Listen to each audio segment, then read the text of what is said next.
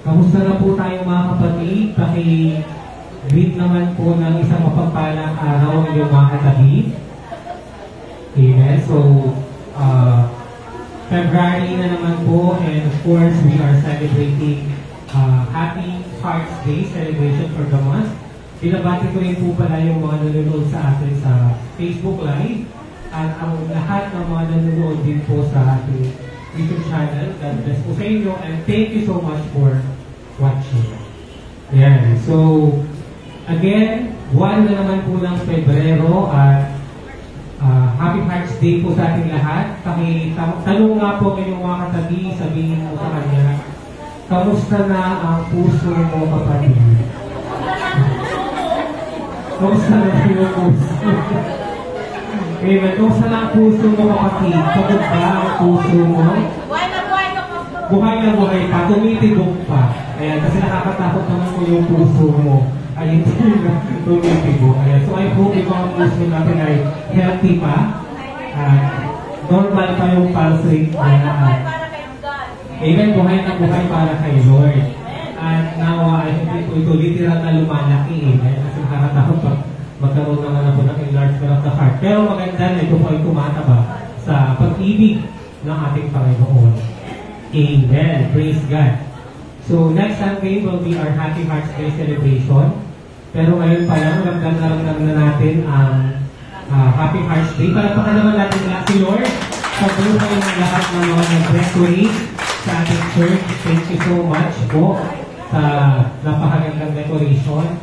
And inalayan po namin lahat ng ating mga kapatid at kaibigan na magkita-kita po tayo next Sunday for our Happy Hearts Day celebration. Now ay i-invite nyo po or inayahan nyo po ang inyong mga mahal sa buhay para makasama po natin sila next Sunday. Amen. Amen.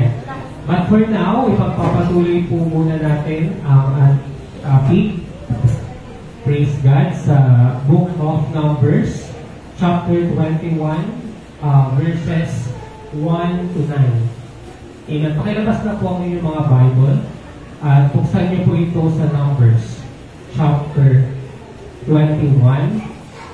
And ayan, hahatiin po natin sa dalawang part ang Numbers 21 dahil magkaiba po yung story dito at maganda din po yung mga wisdom na matututunan natin.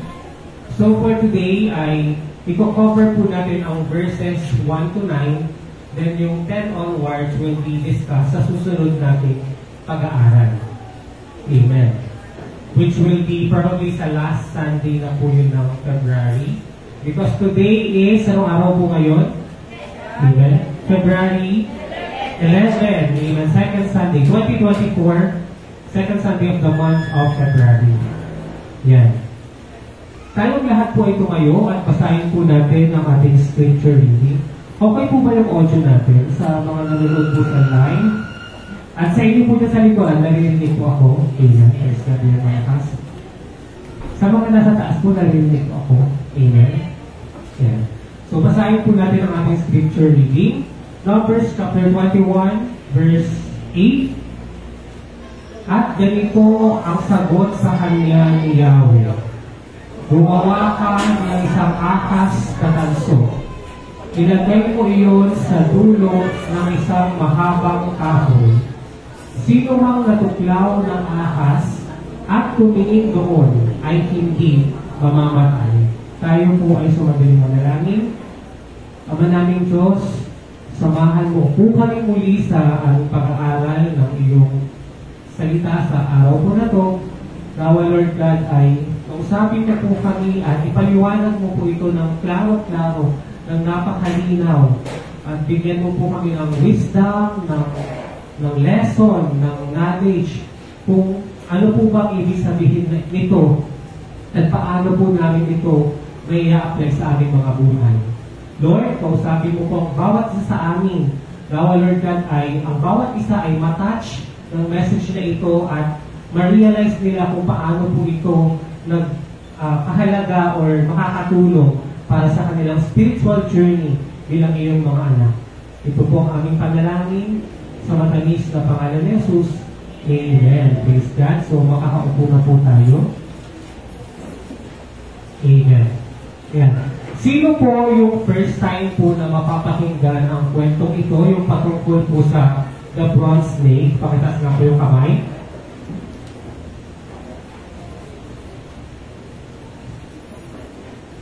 Sino naman po yung mga nakapakinig na ng kwentong ito? At alam na nila ang story na to. Amen. Praise God. So, ang pamagat po ng kwento natin ngayong araw ay pinamagatang The Bronze Snake. Ano po ang pamagat dito sa Tagalog? Sa number 21, ano po ang title niya? Pakicheck na po. Ahas na tanso, tama? Mali. Ang makamandag na ahas. Ayan. So, sa English, this is the bronze snake or the bronze serpent. So, ang ahas na ito ay hindi po siya totoong ahas. Okay? Ito po ay made of bronze, okay, or made of a metal. Specifically, bronze or copper po ang pinanggalingan or ginamit para mabuo po ang ahas na ito na ipapako po nila sa kahoy. Ayan. Praise God. Na-amaze po ako kasi first time ko pong pag-aralan ito, I believe 11 or 12 years ago nung inalagaan ko po yung tita ko po si Auntie Luz nung siya po ay na-confine sa hospital. Ayan. Si Auntie Luz po nasa langit na po siya ngayon. And may one time po, I believe, nag-review po ako noon for our exam, not for the bar exam, but for sa school, sa law school. And then, nakabakasyon siguro ako noon, kaya ako po yung nagbantay sa Nazareth, kung saan po siya na-confine. And, nabasa ko po ito sa Children's Bible. Okay. Sino po ito nagbabasa ng Children's Bible? Ayan. Kasi bago ko po sinimulang basahin yung Bible from cover to cover, ang ginawa ko po noon, bumili po ako ng Children's Bible na sinamarize niya po yung buong Bible from the Old Testament to the New Testament. At maganda po siyang basahin kasi maraming picture. Di ba? Hindi nakaka-boring. As compared kapag kayong Bible na yung hawak nyo, hindi ka makapag-imagine or minsan nakakatamad kasi wala kang makikang picture. Amen. Di ba kapag ang bata nga, kaya pag bibigyan mo yan ng libro, gusto nila yung makulay at maraming picture para mas ma-appreciate nila yung binabasa nila. Kasi pinapakita ng picture yung binabasa nila. Kaya mas gumagana yung kanilang imagination. So, meron po yung binabasa kong book. I believe na kay Gab po yung Children's Bible ko na yun. Binalik ko pa sa akin kay Gab. Kasi nung natapos ko yung basahin, binigay ko po yun sa kanya. Sabi ko basahin niya. Kasi, ang maganda po doon, kada kwento, sa baba po nung story, sasabihin niya po kung nasaan po si Jesus sa story. Amen? So, doon po yung na-apply itong ginagawa natin na sa Old Testament pa lang, hanapin na natin si Jesus. Amen? Kasi sa Lumang Tipan or sa Old Testament, dapat si Jesus ang bida at siya yung makikita natin na type and shadow ng mga character or mga item na makikita natin sa story. Para makita natin how important yung sacrifice na ginawa ni Jesus sa New Testament. Amen? At bakit ganun na lamang ang paghintay sa kanya ng mga Israelita? Amen? Diba pinangako kasi sa kanila ng Diyos na one day may darating sa kanilang Savior or magliligtas sa kanila. Pero ina-expect nila na magliligtas is parang hari or parang king na magliligtas sa kanila sa gera na tatalunin yung mga ibang kingdom. Amen? Ganun ang inaasahan nila na leader na magsisave sa kanila. Ibig sabihin, magsisave sa kanila literally from their enemies. Amen? Kasi sa Old Testament, puro gera-gera, di ba? Lalabanan nila yung ganitong tribe, lalabanan yung ganitong tribe. So, ang ina-expect nila ng taong darating na ibibigay ni God ay parang sila David, gano'n, na hari na maglilid sa kanila para manalo sa mga labanan. Pero hindi nila nakita na iba pala yung ibig sabihin ng Diyos. Hindi pala ito kaligtasan mula sa kalaban, kundi kaligtasan mula sa ating mga kasalanan. Amen? At kaligtasan mula sa kamatayan. Para hindi tayo mamatay dahil sa ating kasalanan, kailangan natin ng Savior o ng tagapagligtas. At yun po ay walang iba, kundi ang buktong anak ng Diyos ng ating Panginoong Jesus. Amen. Amen. So, ganun po yung Children's Bible po na yun.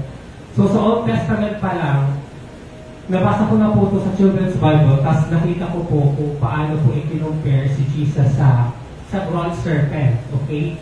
Or yung sa ahas na tanso. Ayan. So, I hope na lahat po tayo ay maraming matutunan ngayong araw po na ito. So, ito po ang ating mga naging topic sa previous Sundays ng ating number series. Ayan. At tayo po ay nasa pang 23 na Sunday na po natin na pinag-aaralan ang numbers. At nakita ko po sa Facebook Memories na nag-start po tayong pag-aralan ang Book of Numbers last year, April. Amen. So nag-start po tayo April of 2023. So mag-iisang taon pa lang pala tayo this coming April. Amen. Kasi February pa lang ngayon, so March next year, next month, then April, sa April mag-1 year na po. And I hope, pagdating natin ng April, matapos na po natin ito at makapunta na po tayo sa Book of Deuteronomy. But thy will be done at kung ano man po yung gagawin ni Lord. Praise God. Siya na po ang bahala. Ayan, so hanggang na po ba tayo mapakinggan ng ating message, ang message ni Lord today? Amen. So, i-ready nyo na po yung mga notebook and ballpen para masulat nyo po kung ano po yung natutunan nyo sa kwento. Kasi as much as possible, gusto ko pong marinig sa inyo yung mga wisdom na hindi ko po nasabi. Amen? Kasi na-amaze talaga ako pag may mga nag-exhort po dito or sa morning devotion or sa mga nagko-comment na ito naman yung kanilang point of view or wisdom sa message na ako mismo personally, hindi ko po talaga yun nakita. Kagaya ng mga nabanggit ng mga dating nag-exhort at nag-share din ng kanilang wisdom. And of course, finally, where is Jesus in this story? Yeah, so let's start with verse 1. Again, the title of the message is The Bronze Snake or Serpent. Okay, ang serpent po ay yung ahas na, yung literal po na ahas na nakikita po natin ngayon sa lupa. Verse 1. Nabalitaan ng hari ng Arad, isang haring Kalineo sa timog, na magdaraan sa atalim ang mga Israelita. Ayan. So, ang King of Arad, isang lugar po ito, they are Canaanites. Kaya Kalineo po sila. Part sila doon sa mga tumira sa Kanaan na namuhay na sa makamundong lugar. Amen? Saan po, question, saan po gustong dalhin ni Lord ang mga Israelites na tinatawag na promised land noong time nila? Sa Kanaan. At yun ang lupang ipinangako sa kanila noon na pinanggalingan na rin nila before. At gusto ni Lord na paalisin yung mga Canaanites doon dahil naging masama na nga po yung kanilang gawain, naging karumal-dumal at sila po ay sumasamba sa mga Diyos-Diyosan. Amen. So, para ma-picture nyo po kung ano ang itsura ng Kanaan, isipin nyo po ulit yung situation o yung pinagdaraanan ng mga Israelites nung sila ay nasa Egypt. Amen. Nakita nyo po, para makita nyo kung ano ang senaryo sa Kanaan, tignan nyo po yung senaryo nung nasa Egypt po sila. Question, ano po ang ginagawa ng mga Egyptian noon nung nasa Egypt sila? Di ba sila ay sumasamba sa mga Diyos-Diyosan at napakadami nga pong Diyos. Kaya nagkaroon ng 10 salot na ibinigay si God sa mga Egyptian na yung salot na yun ay halos pareho doon sa mga sinasamba nila. Kagaya ng yung mga fly, yung mga langaw, gano'n, di ba? At yung mga baka, gano'n, mga sheep, or mga iba't-ibang klase ng hayop na kanilang wino-worship. And so, kung gaano po kasama ang mga Egyptian na pinahirapan nila ang mga Israelites, meron na rin po nagiging kasama or karumal-dumal ang pamumuhay ng mga Canaanites. Kaya ayaw din ni Lord yung ginagawa po ng mga Egyptian. Nakita niyo po yung point kasi baka naman isipin, ano pa kasi meron sa Canaan? Para ma-picture niyo po siya, tignan niyo po yung situation noon sa Egypt. Amen, na galit si God sa mga false idols na ginagawa po ng mga Egyptian. Ayan. So magdaraan ng mga Israelita sa Atarim. Amen. Bakit sila magdaraan sa Atarim? Kasi nga po, last story, diba, ayaw sila padaanin sa Edom.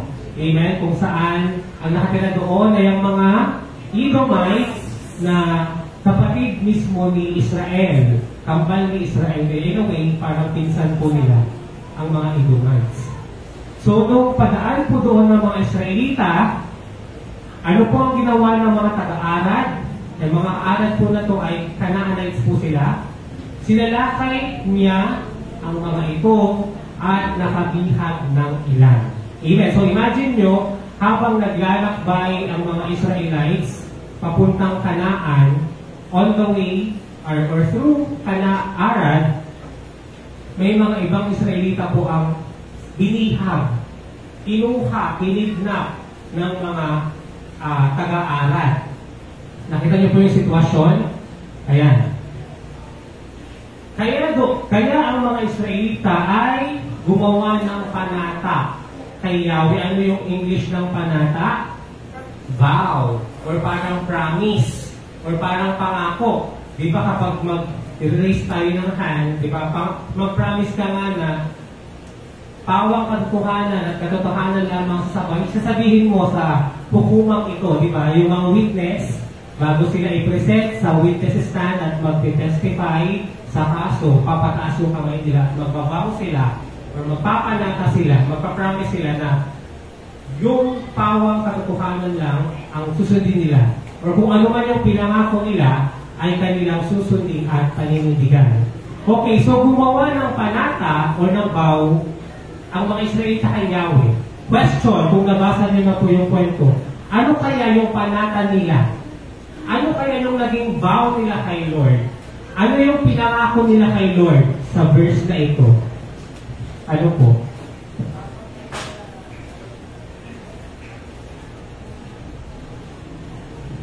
Okay, mukhang hindi nyo pa po nabasa. Nabasa nyo na po. Ayan. Kaya sabi nila, so this is their panata. This is their promise. This is their vow. Sabi nila kay Lord, tulungan ninyo kaming talunin ang mga taong ito at wawasakin namin ang kanilang mga lungsod para sa iyo. Sabihin nyo nga po, para sa iyo. In other words, humihingi sila ng help or ng guidance kay Lord na, Lord, please help us na talunin ang mga kalaban na ito dahil kapag natalo namin ang mga kalaban na ito, we'll keep it for your glory. Para sa iyo ito. Amen? Na-experience nyo na kung magpanata kay Lord. Not necessarily meron po kayong kakalabanin na makikigyera kayo, tapos magbabaw kayo. Meron na kayong specific na kanabi kayo, Lord, pag ibibigay mo sa akin to, promise, ikaw po ang luluwalhati dito. Lord, promise, kapag i-grant mo po itong prayer request ko na to, ikaw po ang mag-glorify dito or maglilingkod po ako sa iyo.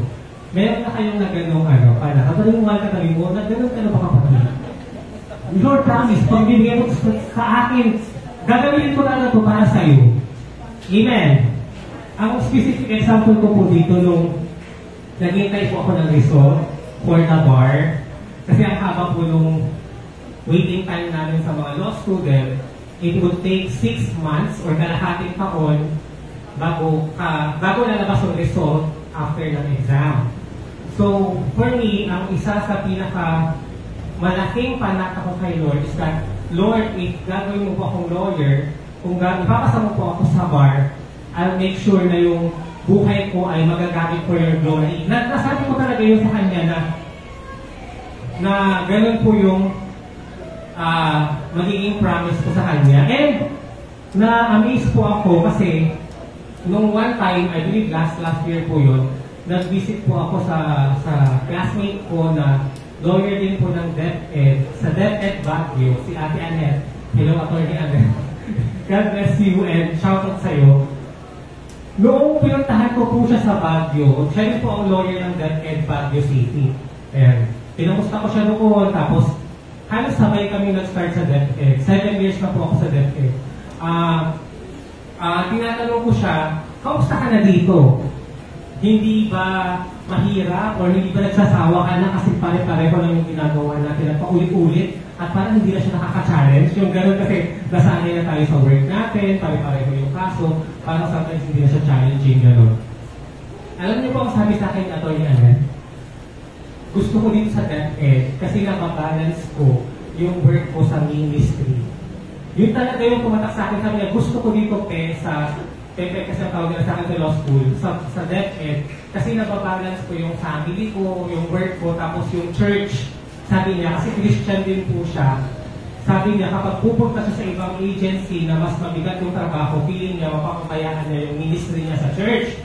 Kasi sabi niya sa akin, kasi alam mo ba, nung naghihintay tayo ng result, sinabi ko talaga kay Lord na kapag magiging abogado ako, maglilingkod ako sa'yo. Sabi niya sa akin, tumaas talaga yung balahibo ko nung sinabi niya yun kasi sabi ko, Ate Annette, ganyan din yung naging panata or naging vow ko kay Lord na if you give this to me, I'll make sure na yung time ko, yung buhay ko ay si Lord yung mag-glorify. And you know what? Kaya nga po napakahalaga po sa akin yung ginagawa natin every March. Di ba every March meron po tayong recognition of graduates, of honor students, and of mga awardees, gano'n. Kasi naging lawyer po ako at the age of 26. Okay, so 26 at ngayon 36 na po ako. So 10 years ago na po yun. Nung nag-start ako sa AGC, sa Amazing Grace Church, nung naging lawyer po ako, pumasok po ako ng bar, nandito na po ako, at na-bless po talaga ako nung sinama po ako ng AGC sa mga na-recognize po na awardees nung March of 2014. Amen? Kasi di ba, ngayon ay 2024 na. Okay, kasi pumasok po kami 2014 ng March, tapos nag-awarding tayo, I believe April yata yun. Kaya, habang nag-travel po kami dito, yung sinasabi ko po ngayon, kanina ko lang po naisasakyan at pinapakita sa akin ni Lord how faithful He has become to our life, especially to my life. At kaya alam niyo po na na-bless po talaga ako kada praise and worship kasi sometimes, alam niyo po pag praise and worship, ay hindi niyo po alam yung kanta, okay lang po, basta make sure na yung time natin habang umaawit tayo kay Lord, kinakausap niya siya. Amen. Make sure na habang umaawit tayo kay Lord, siya yung naiisip natin. Kasi ipigil niyo lang yung mata niyo kahit hindi niyo alam yung lyrics, kahit hindi niyo alam yung tono. Pag habang nag-praise and worship tayo, tapos pinapaalala niya sa atin yung mga ginagawa niya, mas nagiging malalim yung faithfulness or yung faith natin sa Kanya. Amen. Dahil pinapakita niya na talagang siya ay tunay na tapat. Amen. Palapakan po natin ang ating Panginoon. Ayan. Ayan, so balik tayo sa kwento, ano po yung naging panata nila kay Lord. Sabi nila, tulungan mo kaming talunin ang mga taong ito, yung mga taga-aral, at huwag masakin namin ang kanilang mga lungsod para sa inyo. May grounded po. Ayan, so ngayon, may naalala na po kayo na hiniling nyo kay Lord or pinalangin nyo kay Lord na once na igagaan niya yung surely maglilikod kayo sa Kanya. Amen? Kung nangyari na po yun, for example, yung sa akin, nangyari na naging abogado ka na, mag-isip ka pa po ng ibang prayer request. Amen? Don't stop dreaming. Amen? Baka this time, ang pangarap mo naman ay magkaroon ng family, for example, or magkaroon ng bahay, or sabihin mo, magkaroon ka ng ministry, or ng group na aalagaan mo at tuturuan mo ng salita ng Panginoon. Definitely, that's for God's glory. At kung siya talaga ang maluluwalhati dito, ibibigay niya yun sa'yo. Amen? Bakit? Kasi all-knowing siya. Hindi po malilimitahan ang kaisipan or ang kaalaman ng Diyos sa araw na nagpapanata ka sa Kanya. Amen. Nakikita niyo na po kung talagang tutupad ka doon sa papromise mo. Amen. Akala nyo, yung time lang na nagpapangako ka sa kanya tapos iisipin niya pa, gagawin niya kaya talaga yung panata niya sa akin? Tutupad kaya siya? Of course not. He is an all-knowing God. Alam niya kung hindi ka susunod. Amen. Alam niya kung susunod ka, talagang ibibigay niya yun. Amen. Hindi natin maluloko ang Diyos. Amen. Hindi natin siya kayang lukohin. May nag-ground po. Ano kaya? Yeah, praise God. So, ipagpatuloy natin ang kwento. Verse 3. Ano po ang nangyari? Dininig ba ng Diyos yung panata nila? Yes or no? Yes!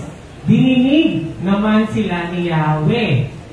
Kaya nang mabihag nila ang mga Kananeyo, ay winasak nga nila ang lungsod ng mga ito at tinawag nilang Horma ang lugar na iyon. Ano ang ibig sabihin ng Horma? Ang ibig sabihin po ng Horma, kaya tinawag po nilang Horma yung lugar na yan, na nagpanata sila kay Yahweh. Ang ibig sabihin ng Horma ay distraction. Distraction or pagkasira or pagkawasak. Dahil nasira, nawasak nila ang lugar ng mga aral nung nag-promise sila kay Lord na tulungan mo kaming lupigin ang mga taong ito dahil kapag malulupig namin sila, ito po ay para sa iyo. Nakita niyo po yung para sa iyo na niyelo ko po doon. Ayan. Kaya ang wisdom dito, number 1, always dedicate your victories to God. Amen? Lagi nating ibigay sa Diyos ang glory, ang luwalhati ng lahat ng ating mga katagumpayan or mga victories.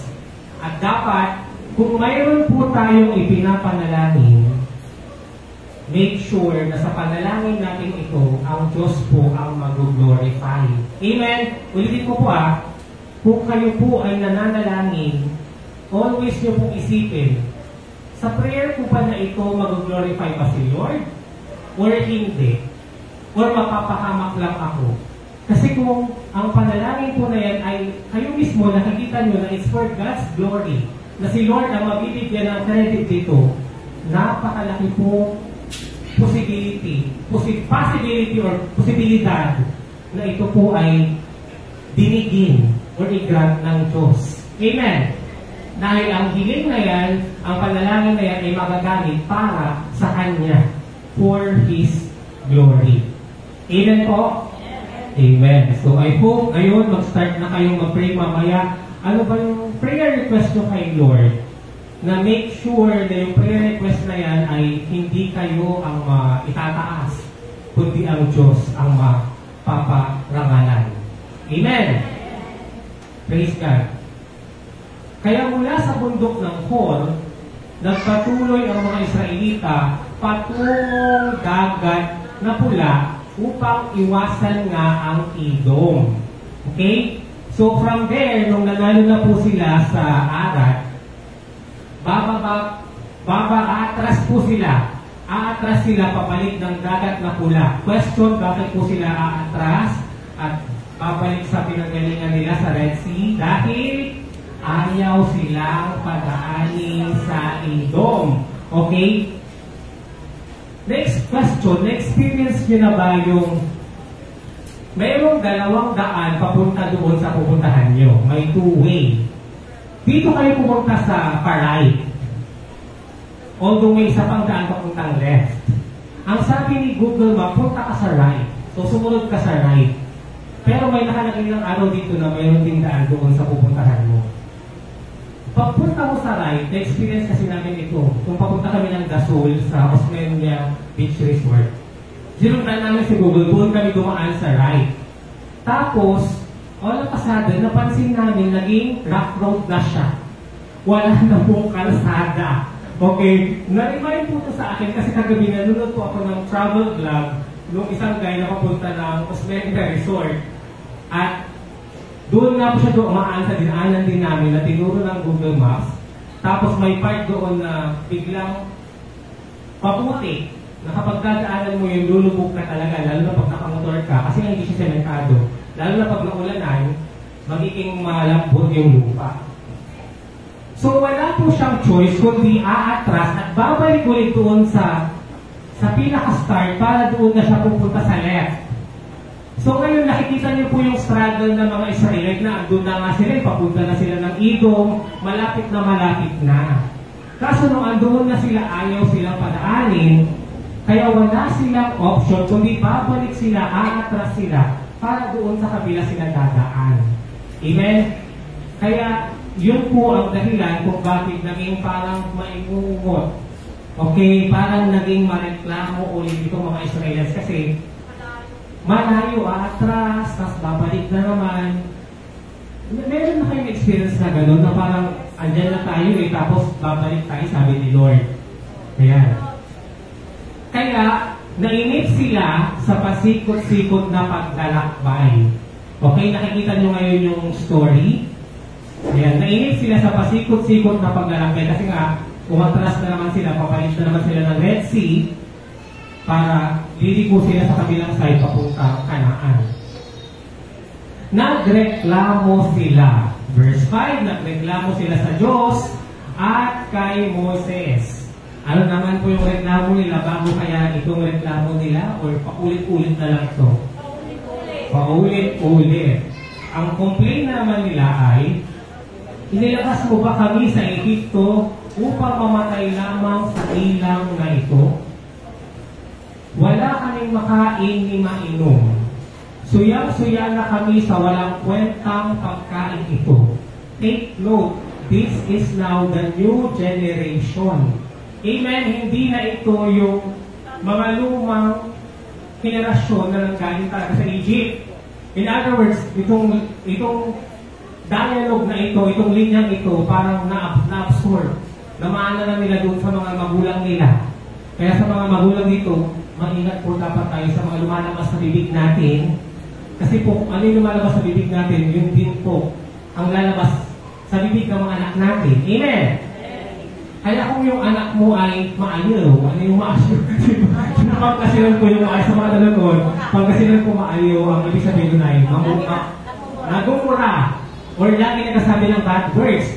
Di ba sa YouTube, may mga sumisikat na bata na ang galing-galing magsuplada, ang galing-galing magsungit. Siyempre, hindi naman siya magiging ganon kung wala siyang nakikita na tao na ganon magsalita. Amen, napansin niyo yun kasi may mga ako mismo nagugulat ako sa Reels, sa Facebook na may mga bata na grabe silang sumagot, grabe silang magmura, grabe silang magalit. I don't think na kaya nilang gawin yun kung wala silang ginagaya. Kahit yung tono, di ba? Kaya nga, di ba, pag sa Pangasinan may tono tayo na medyo matigas or anawot yung salita natin. Expect mo yung mga anak natin maging anawot din yung pagtagalog nila. Kaya na nung nag-aral po ako sa Baguio, sabi sa akin ng isang friend ko na from Baguio, sabi niya, mabuti ka pa kasi hindi anawot, hindi matigas yung pagkasalita mo kasi napansin daw nila sa mga Pangasinan, lalo na sa Aurora Hill, sa Baguio, kasi maraming Pangasinan doon, matigas silang magtagalog. Amen! Parang sa ibang lugar, kahit na nagtatagalog yung mga Bisaya, nagtatagalog sila pero may accent. Di ba? Parang basa, gano'n, or parang lumanay. Gano'n. So, kasi gano'n nga yung napapahinggan natin tono, gano'n sila magsalita, na-adapt natin yun. Kaya gano'n po yung nangyari dito. Na kung ano na yung reklamo ng mga old generation noon, na inilabas mo ba kami sa Egypto upang mamatay lamang sa ilang or sa desert or sa wilderness na ito, ay ganoon din po ang kanilang reklamo kay Moses. Amen! At ilang beses na po natin na mag-aralan yung about sa complaining heart. Alala niyo po yun, yung reklamo sila ng reklamo. Ano po ang nangyari nung one time na nagreklamo po sila dahil wala silang makain? Anong nangyari? Nagpaulan ng apoy si Moses. Si Yahweh. Doon sa tent na yun na nagreklamo sila. Amen! Nagpaulan ng apoy si God. Another, ano pang nangyari? Nung nagreklamo na naman sila after that, yung sa mga nagre-rebelde, sila Korah, sila ay kinain ng lupa. Okay, this time, ano sa tingin ninyo ang mangyayari sa mga taong reklamador? Tanungin mo nga yung katabi mo, kapatid. Isa ka bang reklamador? Yung totoo, kapatid. Marami na bang complain. Kasi, paulit-ulit yung reklamo nila, pero paiba-iba yung punishment. Amen? Paiba-iba yung punishment. Pinulan ng apoy, kinain ng lupa. Dito ano mangyayari? Kakagatin sila ng ahas. Pamamatay sila sa kagat ng ahas. Yun po ang magiging punishment ng kanilang pagrereklamo. Kaya alam niyo po, kino-consider po talaga sa Bible yung complaining heart as a sin. Bakit? Kasi once na nag-complain yung isang tao na sinabi niya sa iba, pati yun magrereklamo na din hanggang sa magre-rebel din sila, tapos lahat na lang magiging galit. At ayaw na rin nila yung mangyari or gawin. Amen? Kaya alam niyo, kasi nag-work po ako sa DepEd, na-appreciate ko talaga yung pagiging patient ng mga teacher. Kasi grabe kahit ano, ipagawa sa inyo. Yung talagang, dahil nga, sumumpa tayo na ano man ang mangyayari o gagawin, susunod tayo. So talagang, grabe ang mga workers natin, ang mga teachers sa DepEd. Talagang, they would follow kung ano man kapag may activity, sige, go. The Lord will bless you. Amen. Praise God. Ayan. Pagpatuloy po natin yung kwento, ano po ang nangyari? Dahil nagreklamo na naman sila, dahil nga po papaatras sila, mapapalayo na naman sila sa Kanaan. Dahil dito, pinadalahan sila ni Yahweh ng makamandag na ahas. Sa English, fiery snake. Kasi nga po, makamandag po yung kagat nito. Fiery, kasi pag kinagat ka, para kang nasusunog or parang napapasok. In other words, parang maanghang yung sakit na mararamdaman mo pagkakagaling ka ng ahas na ito. Grabe no, pinadalhan sila ni Yahweh ng makamandag na ahas at maraming Israelita ang natuklaw ng mga ito at namatay. Ngayon po na-appreciate nyo na po yung kwento kung bakit sometimes dapat talaga i-connect. Tignan mo muna yung mga verses bago tong kwentong to. Kasi mas ma-appreciate mo po, kaya pala sila nagre-reklamo kasi nga pinapabalik na naman sila sa Red Sea. Mapapalayo na naman pala sila sa Kanaan. Kaya sabi nila, sabi sa Bible, nainip sila.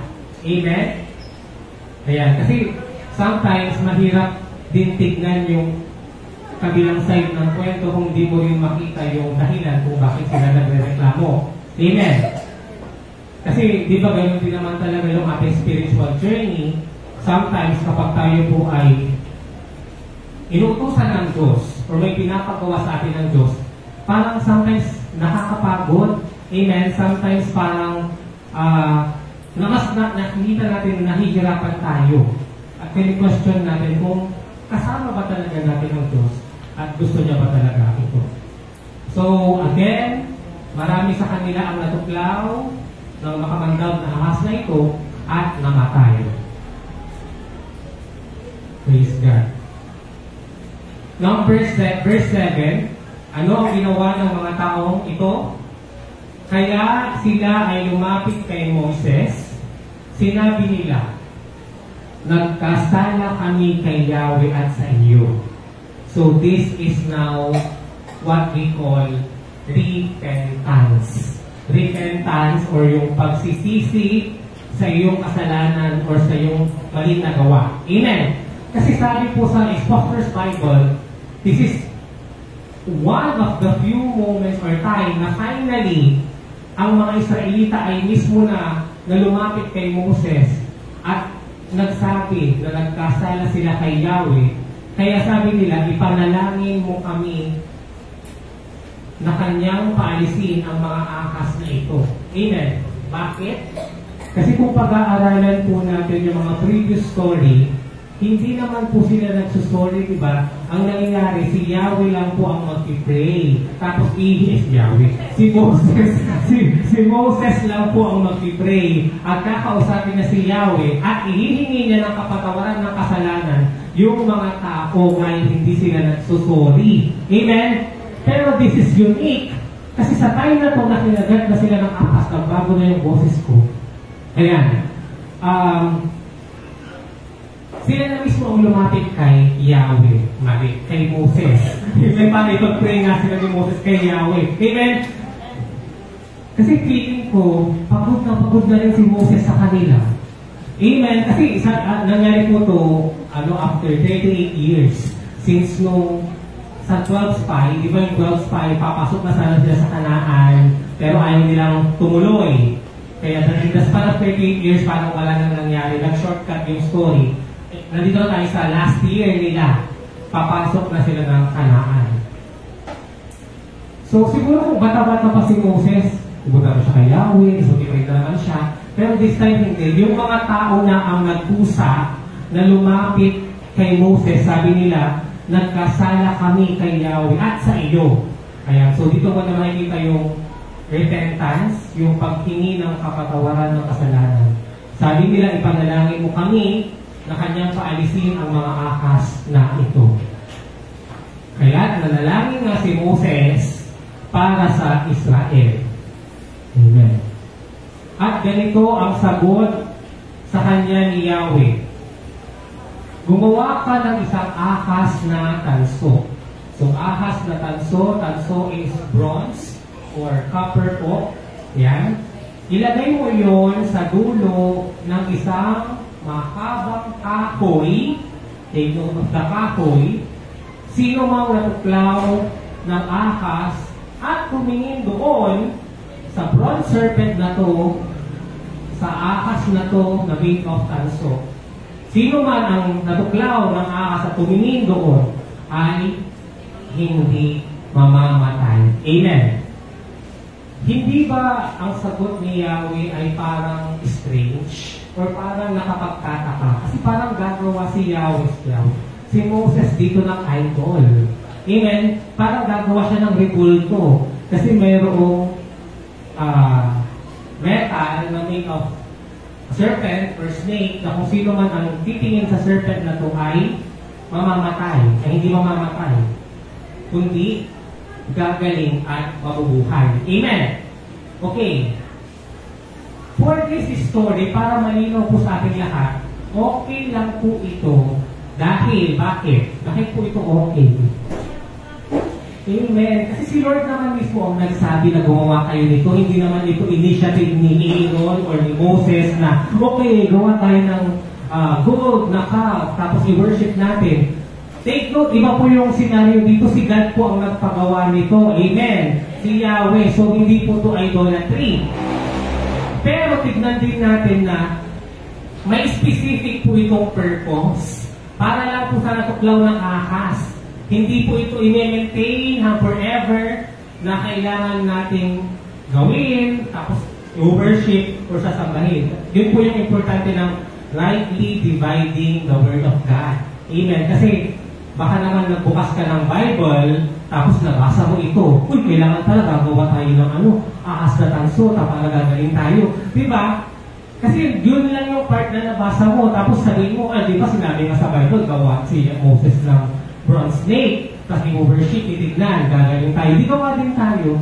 Tapos na po yun. Di ba tapos na po itong nangyari?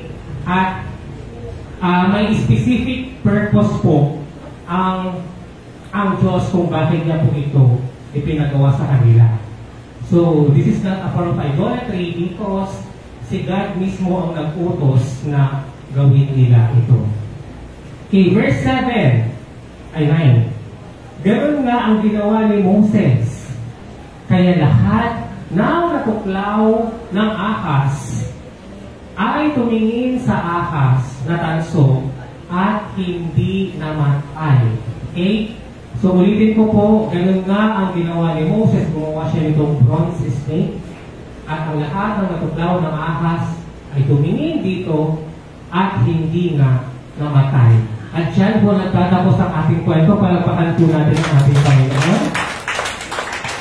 And for us to further appreciate the story, panonoorin po natin ang video clip po na ito. Amen. Please. Okay. The Israelites came out of Mount Hor, bordering the territory of Edom. Along the way, despite the fact that there was very little time left, Yung sound na number sa of 40. Amen. Yung sound po ay nandun lang siya lumalabas assist nga po technical team. Amen.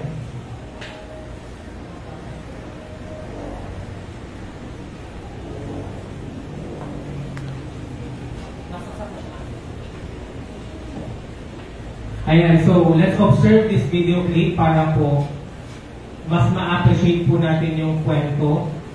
And pakiready na po yung inyong mga naisulat dahil gusto ko po i-check nyo po kung nabanggit ko po dito yung mga wisdom na kayo po mismo nakita. Kasi if possible, kung mayroon po kayo ng nasulat na wisdom pero hindi ko po nabanggit all throughout the message, please kindly chat or comment it po sa chat box po ng ating live. I-type nyo po ito dito po sa Facebook Live or sa YouTube para po ako din po makita ko naman po yung natutunan nyo po sa kwento na maaaring ako po hindi ko po nakita. Amen? Amen.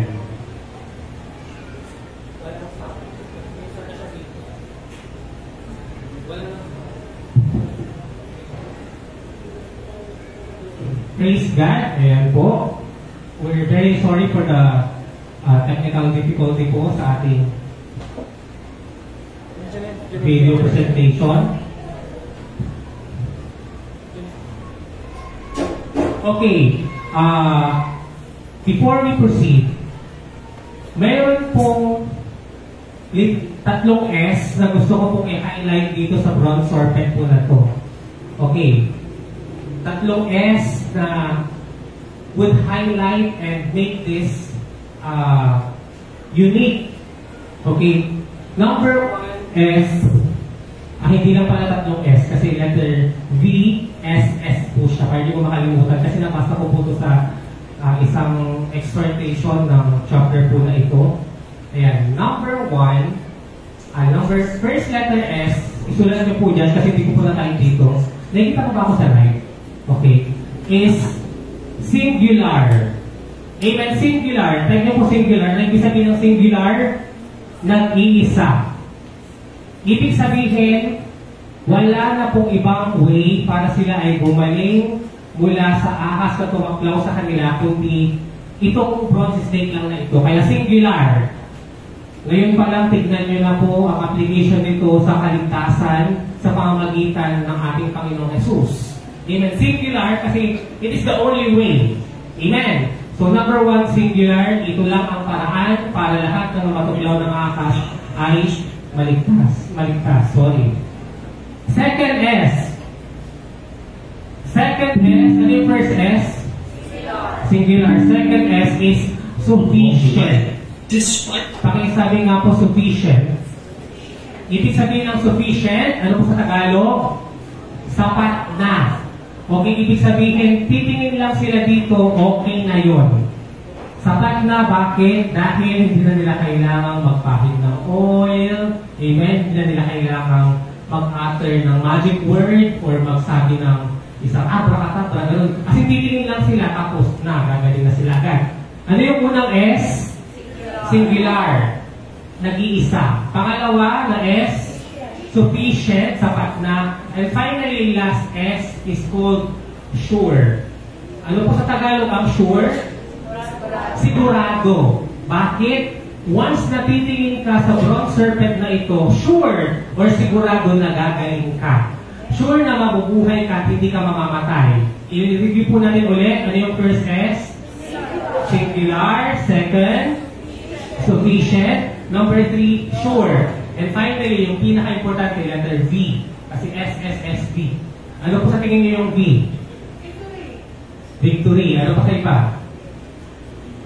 Ang letter V po, ibig sabihin po, voluntary. Amen. Voluntary kasi ibig sabihin, hindi ka pipiliting tumingin. Amen. Voluntary kasi ikaw ang mag-decide kung maniniwala ka na pag tumingin ka doon, gagaling ka. It's up to you. Nakita niyo po, kasi hindi naman po ito sa abilitan. Kung ayaw mo pong tumingin, o di ba pag tumingin, baka hindi ka naman gagaling. Amen? So, ano po yung SSB na magpapakita na unique ang bronze serpent po na to? Singular, sufficient, sure, and voluntary. So, let's watch this video clip. I think the fact that fact that there was very little time left before the 40 years of punishment was up, the people complained again and began to speak against God and against Moses. Why did they bring us from Egypt to die in this desert? There's no bread or water here, and we are sick of this lousy food. Therefore, God punished them by sending poisonous snakes against them, so that they would bite them, and many Israelites died.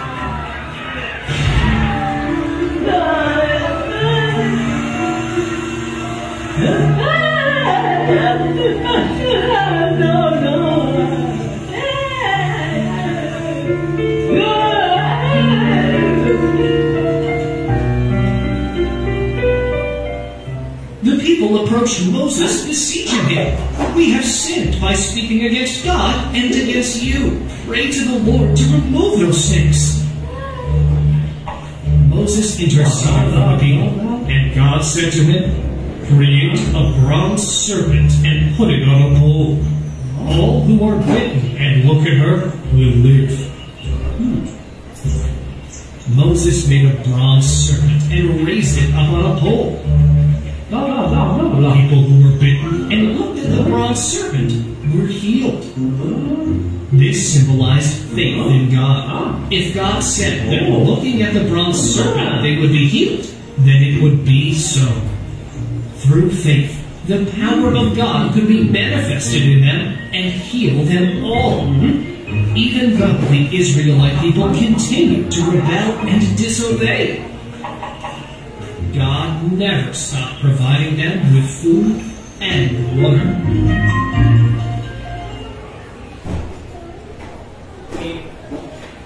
Amen. Praise God. Palapakan po natin ating Panginoon. Hallelujah.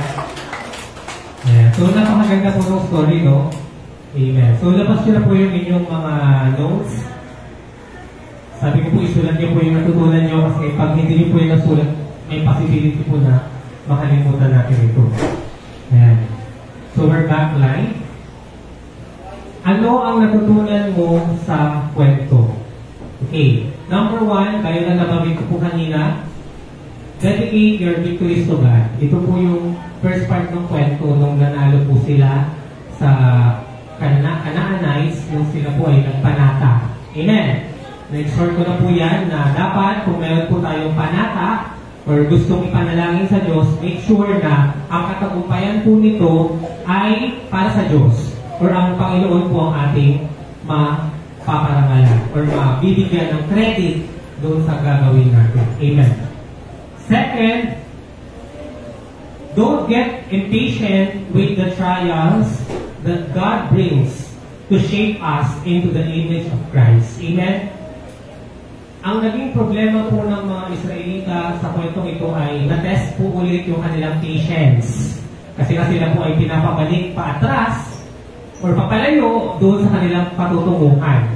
Take note, ang mga ganito pong trials or challenges ay ibinibigay po ng Diyos para tayo po ay mahulma or mawangis sa kanyang image or parang maging kagaya po tayo ng ating Panginoong Jesus. Amen? Kaya kung meron po tayong mga challenges and trials, sometimes ito po ay binibigay ng Diyos para po tayo po ay mas tumatag, mas matuto. Amen? Dahil we learned from our experiences. Amen? Matututo ka po sa mismong experience mo. Kasi kapag hindi mo yan na-experience, hindi mo minsan ma-appreciate yung lesson. Amen? Pero kung ikaw na mismo ang naka-experience nun, dahil first hand na siya na-experience mo, ganun pala yung pakiramdam ng mawalan ng magulang. Ganun pala yung pakiramdam ng bumagsak sa bar. Ganun pala yung pakiramdam na mabaster. Kasi parang tayo ito. Ganun pala yung pakiramdam pag ganito, ganyan, or negative yung nangyari. We learn from those experiences at tayo po ay mas nagiging kagaya ng ating Panginoong Jesus. Amen po? Next, number 3. When we realize that we sinned, we should confess our sins to God. Amen? Kapag naisip or naramdaman, na-realize natin na nagkamali tayo or nagkasala tayo sa Diyos, tayo po ay humingi ng kapatawaran sa ating mga kasalanan. Amen? Question.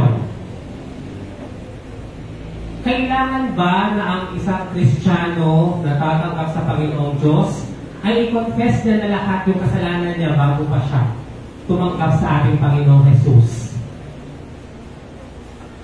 Ulitin ko po, kailangan ba ang isang Kristiyano ay sabihin niya na lahat yung kasalanan niya bago siya tumanggap sa ating Panginoong Jesus? Amen.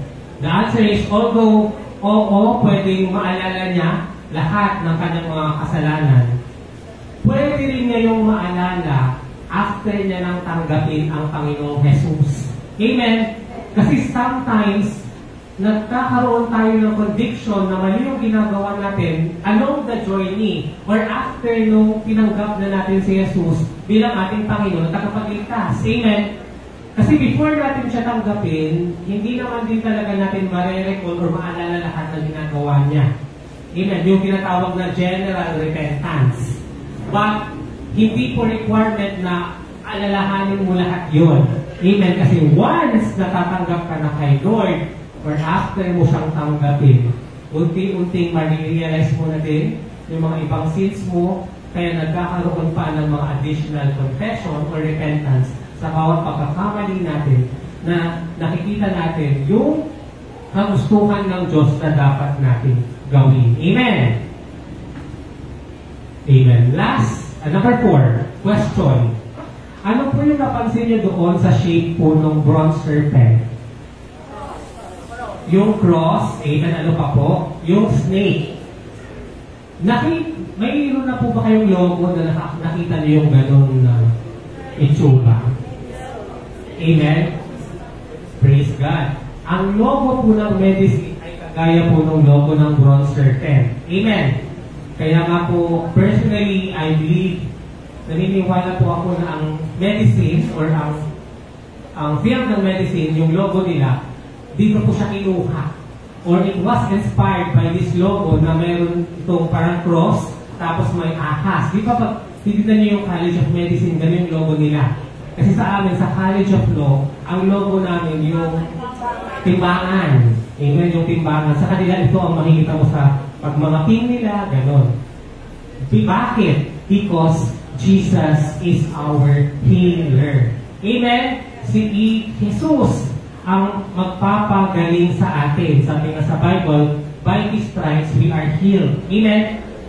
At nakita niyo po ba sa kwento na ang isa sa pinaka-importante na mangyayari or effect sa titingin doon sa logo na yun or sa bronze serpent na yun ay ano? Gagaling. Amen? Kaya diba, ang objective din naman ng medicine ay magpagaling or tayo ay bumaling. Kagaya ng pagtitingin tayo sa snake na yun na nasa cross, tayo po ay gagaling. Amen? Kasi alam niyo po, nung napag-aralan ko po ito, like 10 years, 12 years ago, naisip ko talaga, siguro dito kinuha or dito na-inspire yung medicine sa kwentong to, kaya ganito ang logo ng medisina. Amen? It's possible, right? Amen. At may mga napanood na akong documentary din na dito talaga nila yun. Dinig sa Bible talaga. And finally, last point, ayan. Those who will look and believe in Jesus will not die, but shall live and have an everlasting life. Amen. Ang lahat daw ng titingin at maniniwala sa ating Panginoong Jesus ay hindi mamamatay, ngunit but magkakaroon ng buhay na walang hanggan. Naniniwala po kayo doon. So, picturean niyo na po yan. And again, sabi ko po sa inyo, dinilimit ko lang po sa 5 wisdom, yung lesson learned para hindi po mahirap alalahanin or i-remember.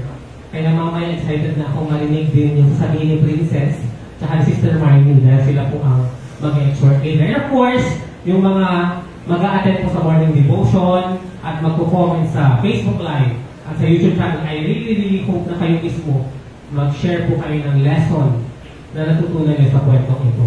Amen? And last question, finally, dito na po tayo magtatapos. Where is Jesus in the story? Nasaan po si Jesus sa kwento?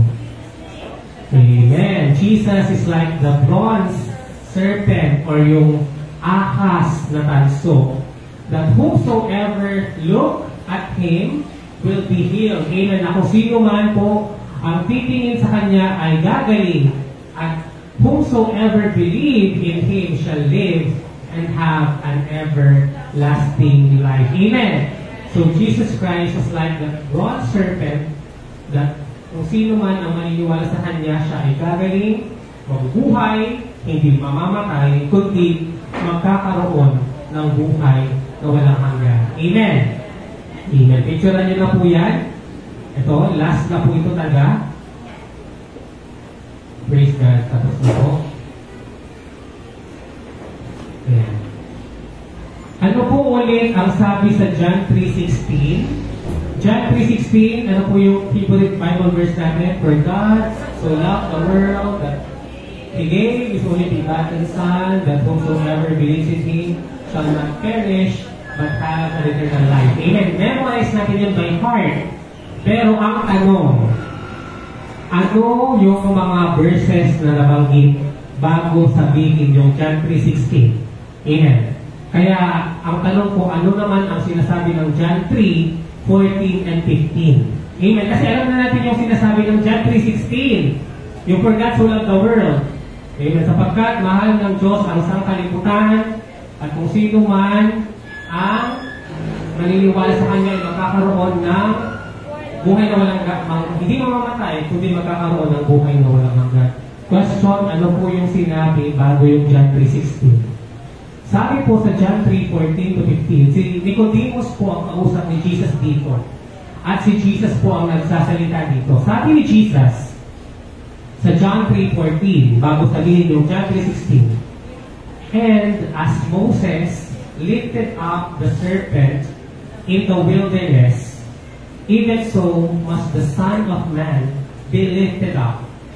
15, that whosoever believed in Him should not perish, but have eternal life. Ayan. Para mas ma-appreciate po natin ito, basahin po natin yung Tagalog version ng John 3:14 to 15. Sabay-sabay natin basahin.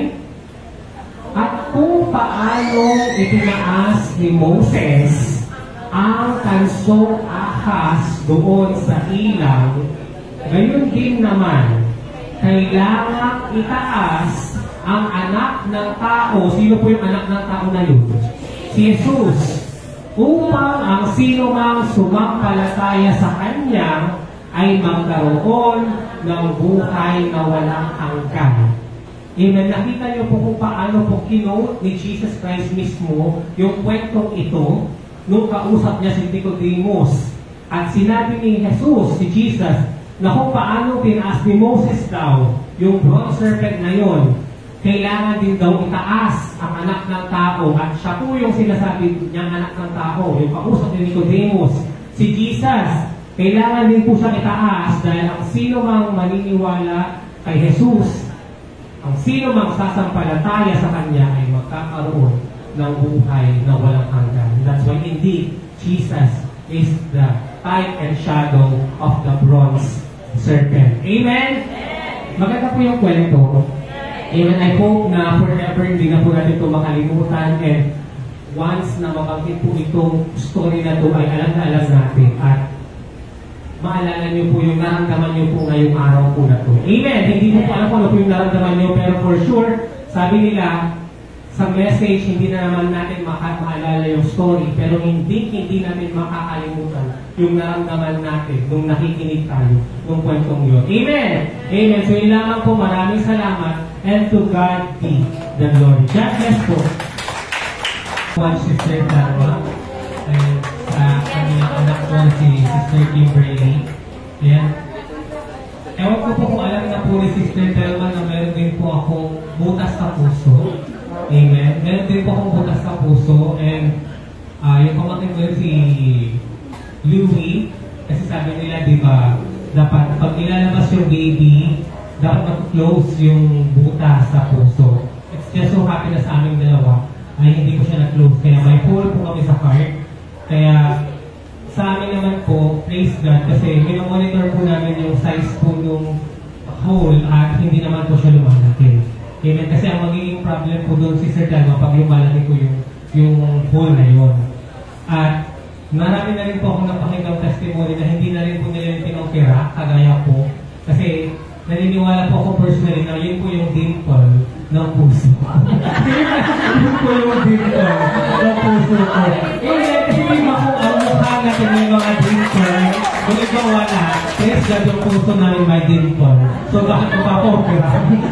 Bakit ko isasama yung dimple na yan?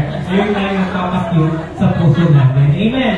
Amen! Kaya magiging problem po kasi yung hole na yun sa kanila kung dumadami sila or lumalaki. Pero praise God kasi pinapa-totally ko po yung sa akin na meron na lang po yung size niya.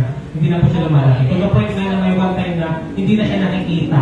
Parang recent ko na lang siya ulit nakita ng pinsan ko din po na nag-2D echo. So yun, isipin niyo po yung Kimberly, dimple yun ng puso. At least yung puso natin may dimple. Amen! Amen, praise God. And you know what? Kasi kinukumpit talaga ako ni Lord na sagutin yung tanong ni Ate Marnie kasi alam ko part yun ng message kasi hindi ko na-explain kasi feeling ko masyado ng mahaba. Ang tanong kasi ni Ate Marnie, bakit bronze? Yung ahas. Diba bakit hindi gold? Bakit hindi silver? Tanongin mo yung katabi mo, bakit bronze kaya? Amen. You know what? Sa Bible, ang ibig sabihin ng color ng bronze na metal is sin. Amen. Kasalanan ang representation ng bronze. Diba para kapag silver judgment, amen, pag bronze, sin. Amen. At bakit sa lahat ng hayop, ahas, yung ginawa na hayop? Bakit? Dahil sa Bible, ang snake also symbolizes sin.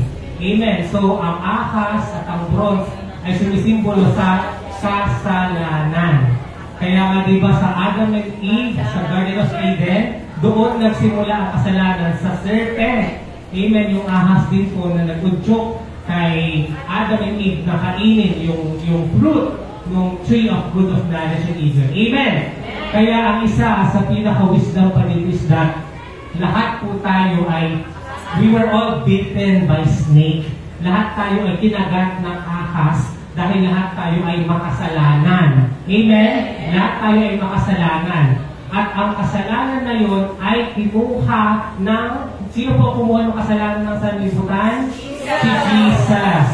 Kaya siya po ang naging sin or ang naging kasalanan ng buong lupa, ng buong mundo. Kaya siya po ay ipinako sa cross. Amen? Kaya parang kagaya din po yung ahas na si Jesus, kineri niya yung sin of the world. Kaya po siya pinako sa cross. Kaya tama yung sinabi ni Princess na praise God kasi kahit na yung ahas na yun ang kumagat, siya pa din yung nagpagaling sa atin kagaya ni Jesus. Amen. Kahit na siya yung pinako sa krus, siya pa din ang nagpagaling at nagbayad sa ating mga kasalanan. Amen. Napakaganda po nung symbolism ng bronze as sin, serpent or snake as sin, at yun nga po si Jesus naging kineri niya ang kasalanan ng buong mundo at pinako siya sa krus. At siya rin po ang nagbayad ng kasalanan ng sanlibutan. Amen! Malinaw po yung praise God na sabi ko po siya. Ayan. Announcement po. Magkita-kita po tayo next Sunday, February 18, for our Happy Hearts Day celebration. Amen. May in-invite po tayong pastor. Kaya hindi pa po siya nagpo-confirm. Kung nanonood ko mga pastor, I hope mag-confirm ka na po. Ayan, praise God. And ayan, aniyahan po natin ang lahat ng mga mahal namin sa buhay para po maging part po sila ng Happy Hearts Day celebration natin year 2024. Amen. Kapag ganitong February nga po, alam nyo, nakikita ko na sa Facebook memories ko yung mga previous Sundays na tayo ay nagkakaroon ng Happy Hearts Day celebration at nakikita ko po na ginagamit talaga ni Lord yung event na yun para mag-evangelize, para mag-share ng word sa mga bagong mananampalataya. Kaya kung may kakilala po kayo na wala pa si Jesus sa kanyang puso, ay baka next Sunday na po niya makikilala ang Panginoong Jesus at tanggapin niya na po ito sa kanyang puso. puso. Amen! Palapakan po natin ang ating Panginoon. Let's all stand. At awitan po natin ang ating Panginoong Diyos. Praise God. Amazing, amazing grace.